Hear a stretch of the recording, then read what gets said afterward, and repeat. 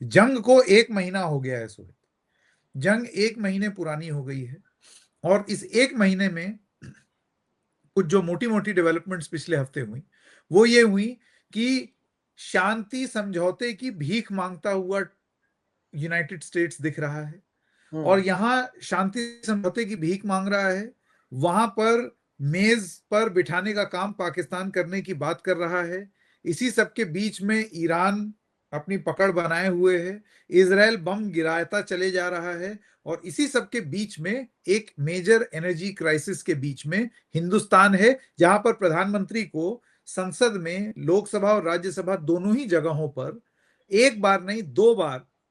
Corona से इसकी तुलना करनी पड़ी है। एक एम्पावर्ड ग्रुप ऑफ मिनिस्टर्स, 7 ऐसे एम्पावर्ड ग्रुप ऑफ मिनिस्टर्स बने हैं जो कि फैसले लेंगे,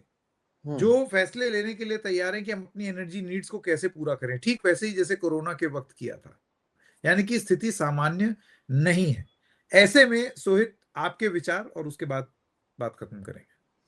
जी बिल्कुल, देखिए संकेत अभी डर तो बरकरार है और क्योंकि आपने कहा भी कि कोविड से इसकी तुलना की गई थी, कई लोगों ने उस समय भी डर गए कि कहीं लॉकडाउन ना लग जाए, क्योंकि कोरोना का नाम सुनते ही अब क्योंकि कई लोगों को कई महीनों तक घर पर रहना पड़ा था, पहली चीज जो एक पैनिक फैल गई थी वो ये थी कि लॉकडाउन जैसी स्थिति तो नहीं आ जाएगी, जबकि कहने का अर्थ कुछ और था प्रधानमंत्री का, लेकिन एक बहुत बड़े पैमाने पर लोगों में डर पैदा हो गई थी। और मैं यहाँ पर कहना चाहता हूँ कि लॉकडाउन का, कोरोना का मतलब केवल लॉकडाउन नहीं होता है, एक तरीके से नेशनल इमरजेंसी की बात यहां पर हो रही थी। लेकिन हाँ, कई जगहों पर संकेत, पेट्रोल पंप पर भीड़ बढ़ गई, कई जगहों पर देखा गया कि लोगों में अफवाहें फैलने लग गई और 1 महीने के भीतर एलपीजी क्राइसिस अब भी बरकरार है। कई रेस्टोरेंट्स मेरे आसपास भी, आपके आसपास भी, अब भी उस पर कहीं ना कहीं इसका असर पड़ा हुआ है। और इस सब के बीच में पिछले एपिसोड में भी हमने कहा था कि जो इंडस्ट्रियल डीजल है उसके रेट्स बढ़े हैं, चुनाव के चलते कई सारे पेट्रोल डीजल के रेट्स नहीं बढ़े हैं, उसका कितना असर पड़ेगा, आप ये जो आपूर्ति है उसे कब तक पूरा कर पाएंगे, लोगों में इसे लेकर कॉन्फिडेंस कब तक ला पाएंगे। आप जो यूक्रेन रशिया के बीच में वॉर रुकवाने की बात कर रहे थे, अब पाकिस्तान इसे लीड कर रहा है, ये भारत के बारे में क्या कहता है, हम तो ईरान के साथ इतने सालों से डील करते आए हुए हैं। ऐसे कई सारी चीजें जो एक के बाद एक हो रही हैं और जो आप लगातार कहते भी हैं डोनाल्ड ट्रंप जो